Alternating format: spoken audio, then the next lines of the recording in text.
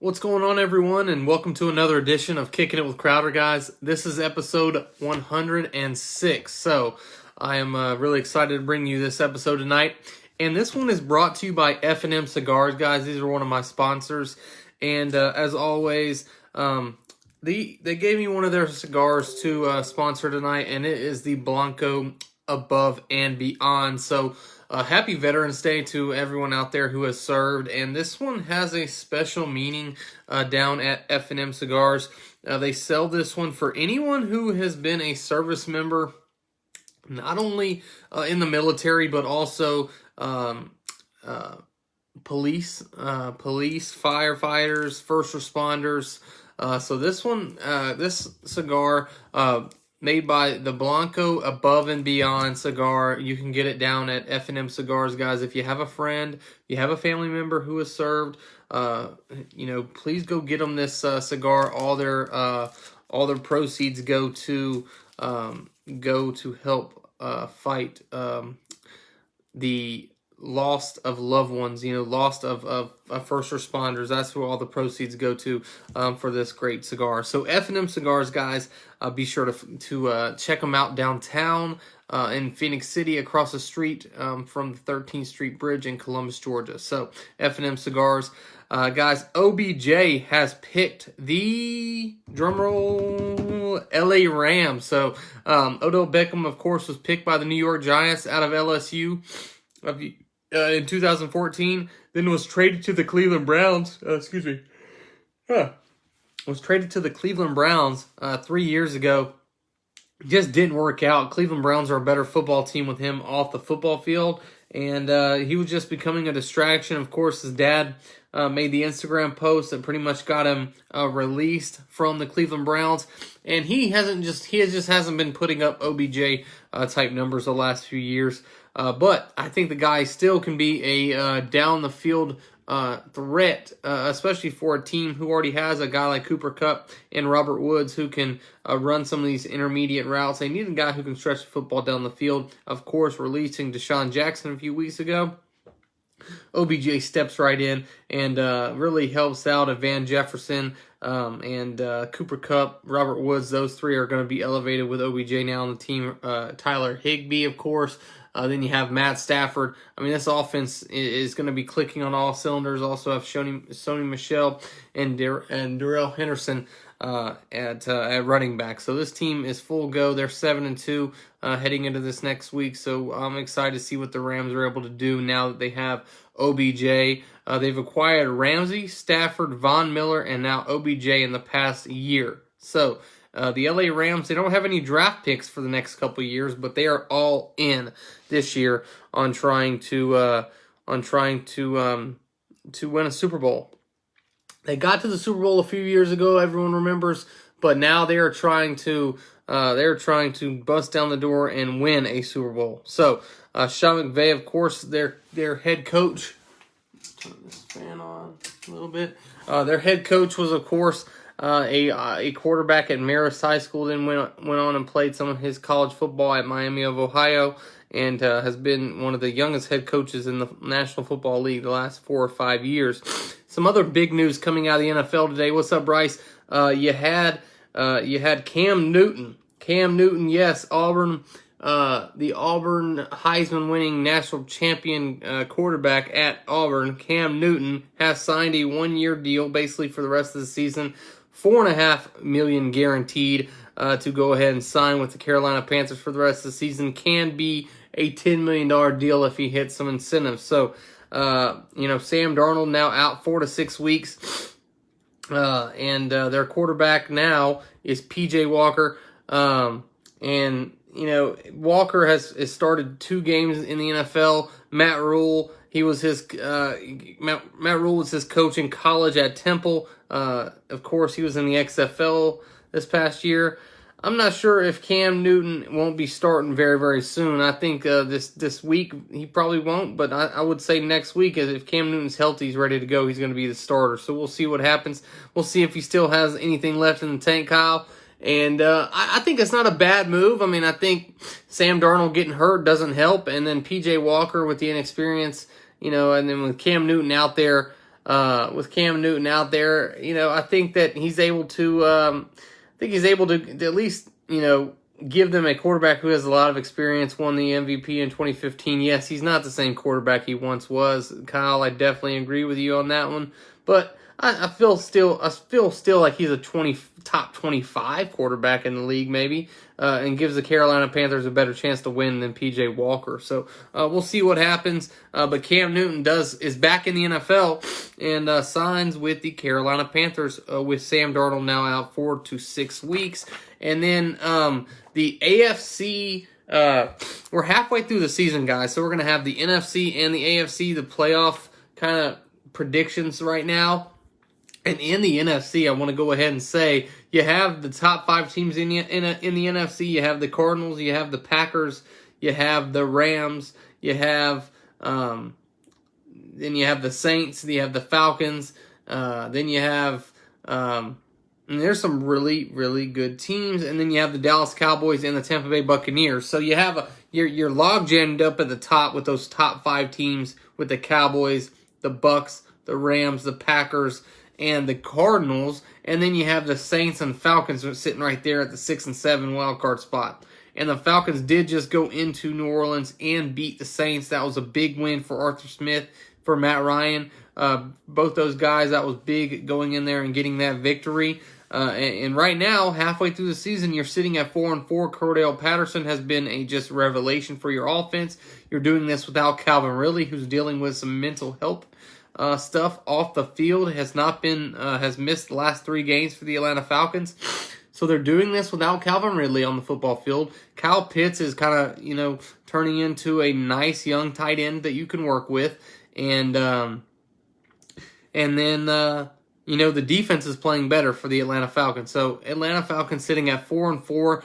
I said before the season, if you can finish 9-8, 10-7, that is a win for first-year coach Arthur Smith. And you're right, Kyle. Matthew Stafford is not playing around. The Rams are not playing around. They are trying to get him every piece he needs. They did struggle last week versus Tennessee, which was a little bit shocking to me, but they do sit at 7-2 and have a very, very good shot of making some noise in the playoffs, especially with some of these moves they just did, adding Von Miller and now adding OBJ. So they sprinkle in a little bit on the defensive side of the football, now sprinkle in OBJ to go with Stafford on the offensive side of the football. So, guys, we'll talk about the latest college football playoff rankings. Didn't make any sense that Michigan State lost this past week to Purdue, but they beat Michigan the week before. But now Michigan is ranked 6th and Michigan State 7th. What the hell is the college football playoff doing? Why do they have Alabama sitting at 2 with the loss and they just act like that loss didn't happen? Why do they have Oregon at 3 and they have that act like that loss didn't happen to Stanford? Ohio State, they lost to Oregon, but they have them at 4. So it's just a bunch of, they have Oklahoma who hasn't lost. They have them sitting at 8. I know they've struggled, but now they have Caleb Williams now at quarterback, who I think is going to bring some stability to that quarterback position. Spencer Rattler had struggled. Caleb Williams has come in and looked really, really good so far. So we'll talk about the college football playoff, where the teams rank right now, and who I see getting in at the end of the season. Like I said, at the beginning of the season, I had Georgia and I had Alabama both in the college football playoff. That looked like my best prediction of the season so far. That looks like it's going to happen. Alabama and Georgia are on a collision course to play in the SEC championship. And quite frankly, they're on a collision course to play in the playoff because they're just that much better than all the other teams this year. I truly believe that. Ohio State struggled a little early on. Now they're catching ground with C.J. Stroud at the helm. But Oklahoma is a team to watch with Caleb Williams at the helm. I think he's a really good quarterback and a Heisman Trophy contender the next couple years. So we'll talk about that. And then we'll talk about the arrest of Adam Anderson, the star linebacker for the University of Georgia. This is huge news coming out of Athens. He has been arrested. Of course, last week he was just being investigated, but now he has been arrested with the rape of a young woman on October 29th, the weekend before the Florida game. and just tough news, not only for Adam Anderson, but this UGA football team, just another distraction to have to deal with. And it sucks taking that player away from this team. I mean, he's a very good player on this defensive side of the football. A possible former first-round pick. I mean, this is a guy who, was very touted coming out of high school at Rome, Georgia, won a state championship at Rome, and then was really coming into his own now, and now you take him an important piece off his UGA defense. UGA's, of course, only given up 59 points all season, 6.5 points per game. But it's a huge loss. Jordan Davis still sitting in the middle of that defense. They still have him. And they're going to be able to build, and move on without Adam Anderson. But you only hope that he can, get this situation figured out and maybe be able to play football again this year. But we'll see what happens. So we'll talk a little bit about that. And then in the NBA, guys, the big story out of the East, the Chicago Bulls, man, they signed DeRozan, and they signed Lonzo Ball, and they got Vucevic last year to go with Levine. They're doing some nice things. Billy Donovan is the head coach, and they're 8-3. And the Bulls, there's actually some noise being made in Chicago right now with the I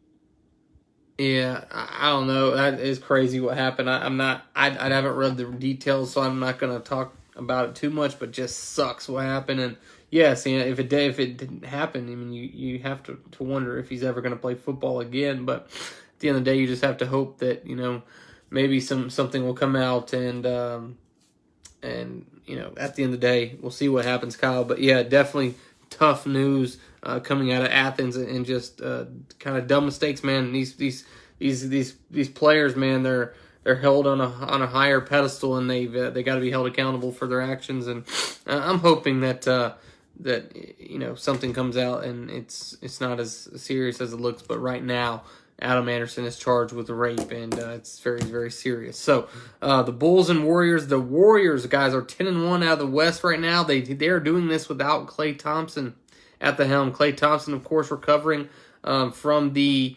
Achilles injury he suffered last year. So he suffered an Achilles injury, he suffered an ACL injury, really haven't seen in the last 2 years.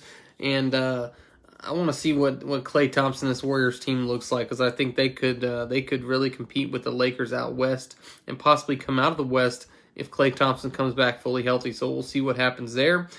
So like I said, Bulls, Warriors, top stories in the NBA. We'll go over some of the biggest storylines tonight. And we're also talking, hey, college basketball is back. We have some freshmen to watch out for this season. Of course, Duke and Kentucky played the other night. That was a really good game. Duke had a freshman on the floor who was they had two freshmen on the floor who were just better than everyone out there. So we'll have a list of names to watch out for this season, to watch out for on the Kicking It With Crowder show. But guys, thank y'all so much for joining me tonight. I really appreciate it. Don't forget to hit that like button down below. Don't forget, guys, I have a Facebook page, Kicking It With Crowder. You can follow that page, Kicking It With Crowder, guys. We have over 1,000 followers on that, and you guys can go ahead and like that page. That really helps me out. And also comment down below, guys. Comment down below. Share this out so more people can see it. Go ahead and like it. And you can also find me, guys. I'm on Apple. I'm on Spotify. I'm on the iHeartRadio app. I'm on Facebook. I'm on Instagram, Twitter, YouTube. Basically, wherever you get your favorite podcast, you can find me. I appreciate you, Kyle. Thank you, comment, man. I really appreciate you tuning in and giving your thoughts on some things. So I appreciate you, Kyle. And guys, I want to thank my sponsors as well. F&M Cigars, located in Phoenix City. If you are smoke cigars, guys, they are the best place in the Tri-City area to go check out. F&M Cigars. Right across the bridge in 13th Street, and they have some really good product and some really good stuff. So go check them out. Tell Brad Williams I sent you over there. Also want to shout out Ivy Park Sports Bar and Grill. We will be there later this month, Wednesday the 24th, the Wednesday before Thanksgiving. We will be at Ivy Park, guys. So be sure to tune in. come out and check it out. We'll be there from 6 to 8 on Wednesday the 24th. I know a lot of people come in town that weekend for Thanksgiving, so we're going to be there that night. Come out and support. We'll be doing a live show and trivia that night. So, Ivy Sports Park Bar and Grill, followed by Greer Home Solutions, Jacob Greer from Shrub to Flub. They do it all, okay? If you need anything done around your house, renovated, Jacob Greer is your guy to call. And then Crazy Daisy, guys, Kimberly Jordan, she does a wonderful job with flowers for weddings and things like that. If you need anything done around the, if you need flowers, if you need to get your girlfriend some anniversary flowers, your wife, go see Crazy Daisy and Kimberly Jordan here in Columbus, guys. So, thank y'all so much for tuning in tonight. I really appreciate y'all. And we'll go ahead and get started, guys. So, all right. So, we want to talk a little bit about the college football playoff. And before I do, give me 1 second. I'm going to turn my ear down. Give me 1 second.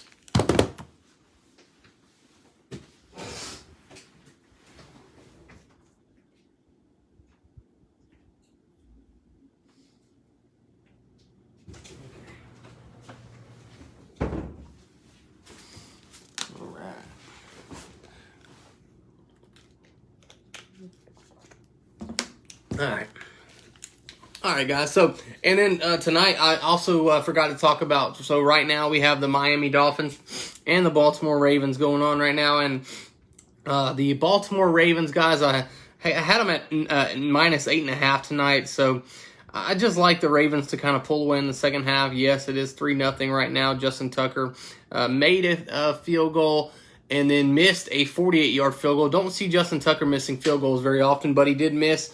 And then Miami got the football back, and they have kicked a field goal. So now it's 3-3. Like I said, I expect the Ravens to pull away in the second half. But right now the Ravens are tied up with the Dolphins, who have struggled so far this season. They're 2-7. And, of course, Baltimore sitting at 6-2. And they've really blown Miami out the last 3 times they played them.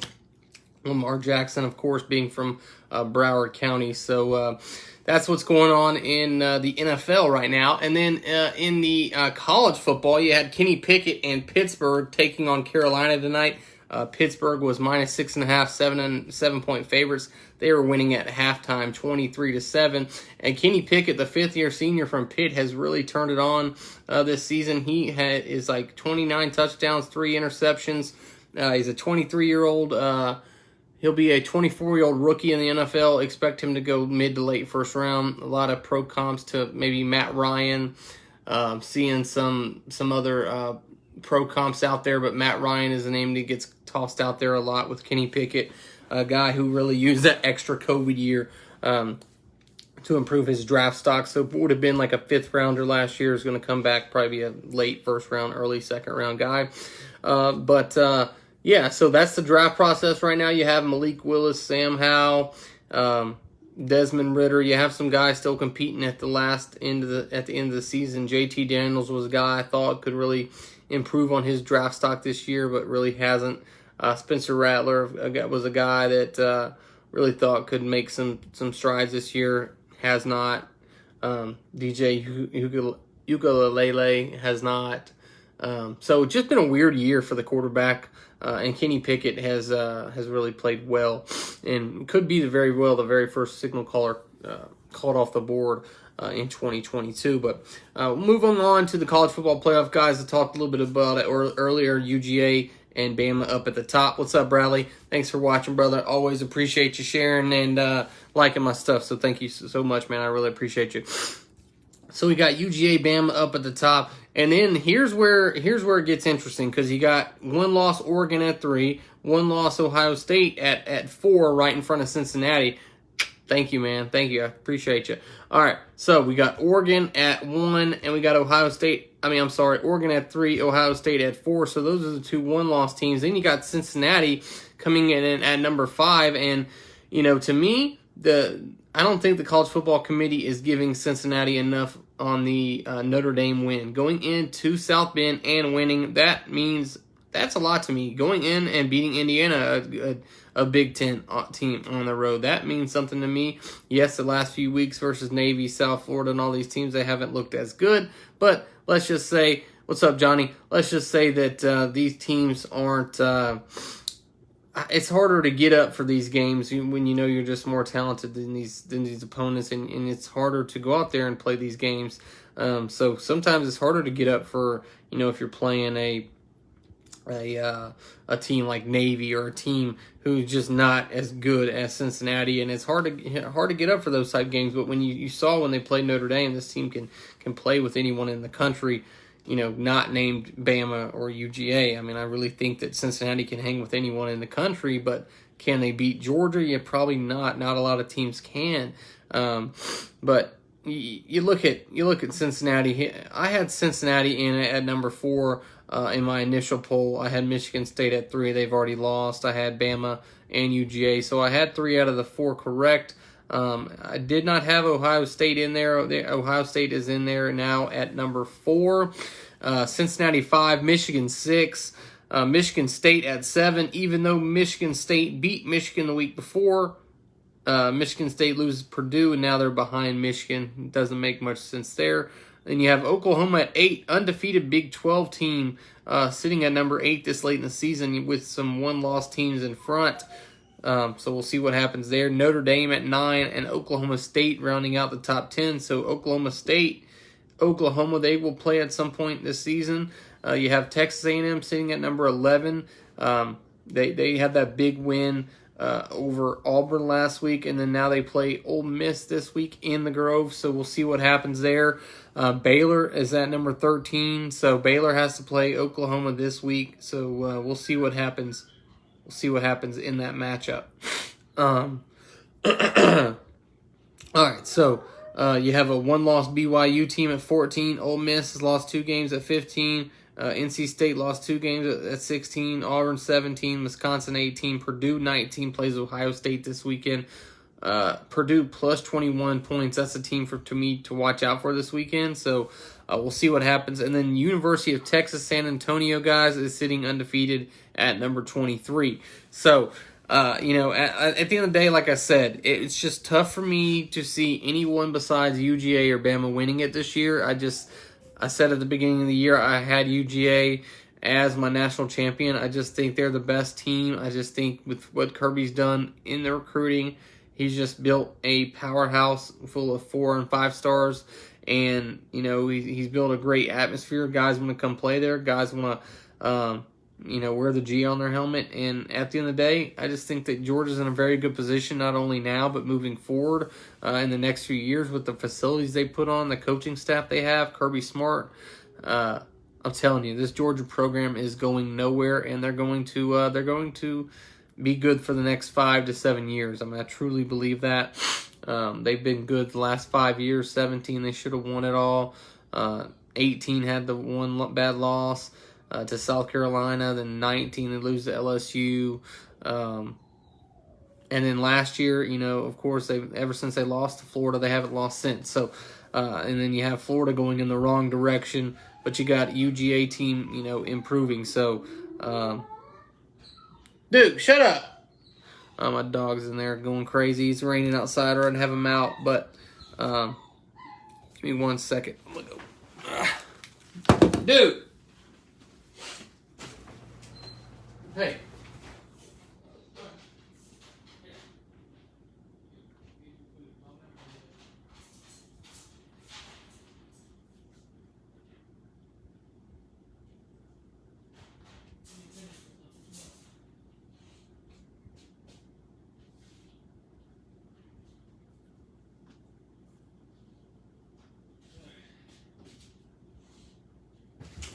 Alright, sorry guys.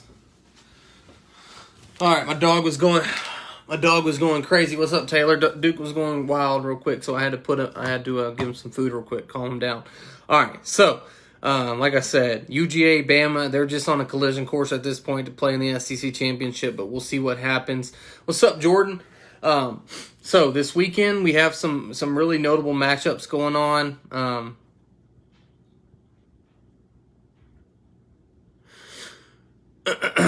So, like I said, we have some other notable matchups this weekend. Notre Dame, Virginia. Virginia's +5.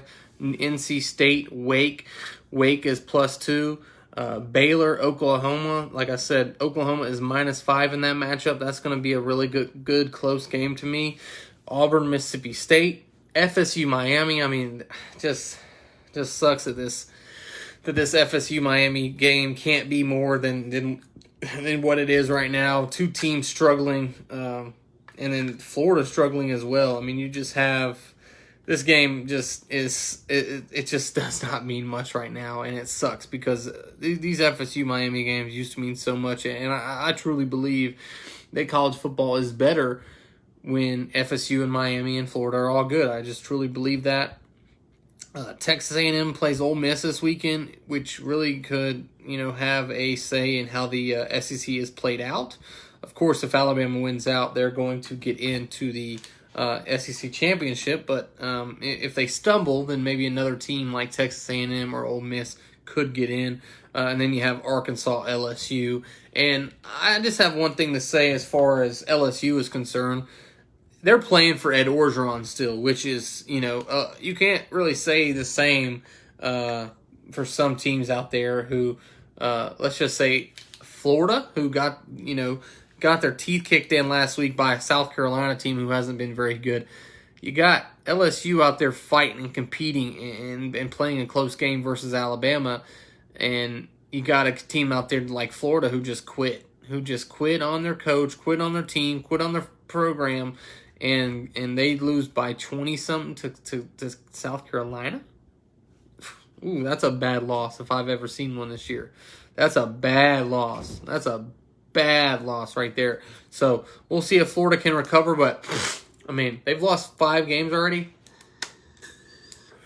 They could possibly, not make a bowl game, which would be just shocking, coming from, what they were able to do the past 3 years under Dan Mullen. But, man, they have struggled this past year. So, like I said, we'll see what happens. We'll see what happens this weekend. But we have UGA, Tennessee this weekend. We have Michigan, Penn State. Also Purdue, Ohio State. So those are some big games we'll be watching. And I'm excited to pick some of these games coming up. So I want to talk a little bit about my NFL games. So last week, NFL had some shocking games. Jacksonville beat Buffalo. Who else did we have last week? Okay, so last week we had Jacksonville, Buffalo. I'll give you my winners from last week. So last week I had Indianapolis over the Jets. I had Miami over Houston. I had New England over Carolina. I had Baltimore over Minnesota, Chargers over Philly, Kansas City over Green Bay, Arizona over San Francisco, and Pittsburgh over Chicago. So that was my 8 wins. And then I was 8-6 last week, so I had 6 losses, guys. I lost to Cincinnati, Cleveland, Denver, Dallas. I lost Atlanta and New Orleans. I lost the Las Vegas Raiders and the Giants. I lost the Rams and Tennessee, and I lost Buffalo, Jacksonville, but no one, I mean, come on, guys, no one had Buffalo losing to Jacksonville last week. I mean, no one saw that coming. They were 2 touchdown favorites, Buffalo was, over Jacksonville. That was shocking to me, but each week you have one NFL team who just isn't supposed to beat the other one, and it happens every week in the NFL. Every week. That's why it's hard to do these parlays in the NFL. You can have 4 or 5 teams good, but that one team will cost you each week.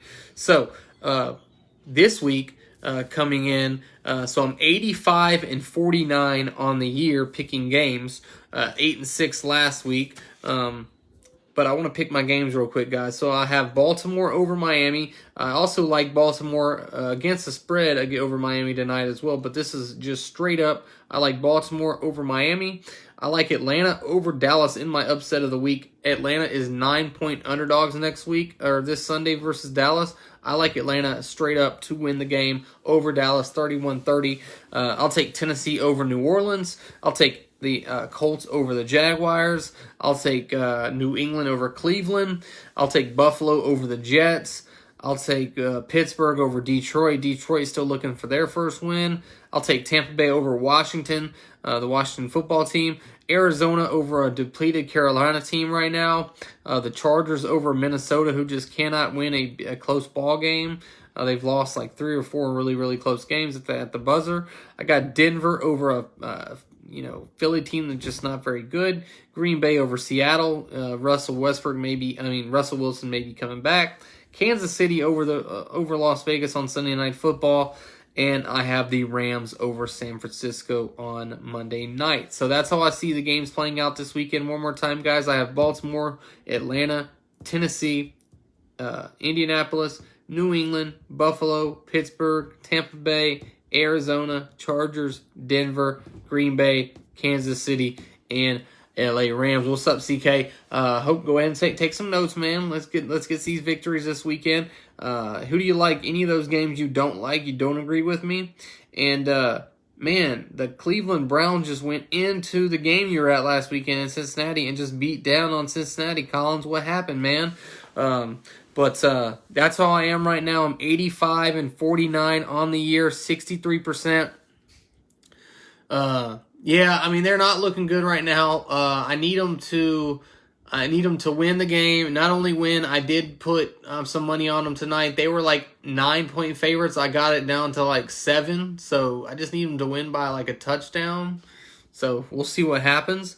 But yeah, I mean, it just was weird. It was just one of those games where I think if Cincinnati and Cleveland played again this week, it just wouldn't be that way. But yes, the Browns, they were all over the Cincinnati last week. So, like I said, I'm 63%, 64% picking the game. So, that's how I have it playing out in the NFL this week. And like I said, Atlanta over Dallas is my upset of the week. They're 9-point underdogs. So if you want to, buy some points for Atlanta, you can get them to maybe 11 points. If you want to tease it, you can get them to 16. So that is the way I would maybe try to look at that game, buying some points for Atlanta and seeing where that goes. So those are my NFL picks for this weekend, guys.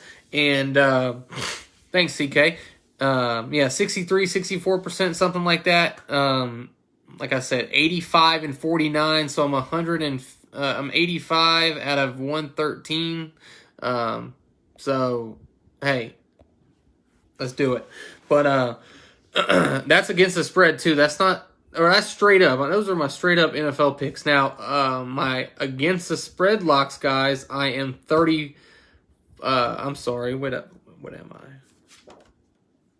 I'm 36, 26, and 2 against the spread in college. I had one of my worst weeks this year. I was 2-3-1 in college last week, and here are some of my games. So I had Mississippi State plus 4.5 over Arkansas. They lost by 3, so they covered. And then I also had Missouri plus 39 over UGA. They covered.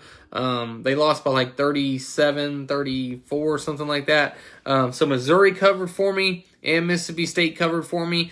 So those are my 2 victories. Wake was plus 3. They were winning big the entire game. They ended up losing to UNC by 3, so they ended up pushing. So that was my push. And then my losses, guys. So I had Michigan State minus 3 over Purdue. That was a loss. Had Auburn plus 4.5 over Texas A&M. Shit pissed me off. They played terrible. And then I had Ohio State minus 14 over Nebraska. They won by 9. So Michigan State and Auburn both lose. Ohio State wins but doesn't cover. So those are my 3 losses. Wake Forest was my push. And then my 2 wins, Missouri over UGA, Mississippi State plus 4.5. So 2-3-1 on the week. 36, 26, and 2 on the year against the spread. But here are my picks this week, guys. We'll see how we got it going on. So I got starting off, I got UGA minus 20 over Tennessee. Basically, I just don't think that Tennessee is going to be able to hang with Georgia. I really do not. And you're right, Johnny. 1 week, Auburn goes out there and looks good. They go out there and beat LSU on the road, first time since 1999. And then they go out there a few weeks ago and beat Ole Miss, a game I was all over Ole Miss. And then they lose that to Texas A&M, where they were plus 4.5, had all the opportunities to win the game. Not win the game, at least cover. But UGA minus 20 over Tennessee. I just think that Georgia is too talented, not only defensively but offensively. They're going to be able to move the football on this Tennessee defense, and I just like this UGA team a lot. I like them a lot this weekend versus Tennessee. I think it's going to be like 31-3. 38-3, something like that. So I do like UGA over Tennessee. Michigan minus 1.5 over Penn State. I just like this Michigan team a little bit more than Penn State. They're a little bit more physical on the defensive side of the football. Offensively, Michigan has been able to move the football, scored 33 points in their lone loss this year. So I think they're able to move the football on Penn State. Penn State is not going to be able to move the football as much on Michigan, and Michigan gets it done 27-21. I'll take Michigan minus 1.5 over Penn State. Coastal Carolina, guys, is taking on Georgia State this week, and Coastal Carolina has had a really good season, only losing that one time to App State on Thursday Night Football or Wednesday Night Football, whatever it was. Georgia State has lost a few games since they had that heartbreaker to Auburn. I like Coastal Carolina in this game by 2 touchdowns. I'll take Coastal Carolina minus 10.5 over Georgia State.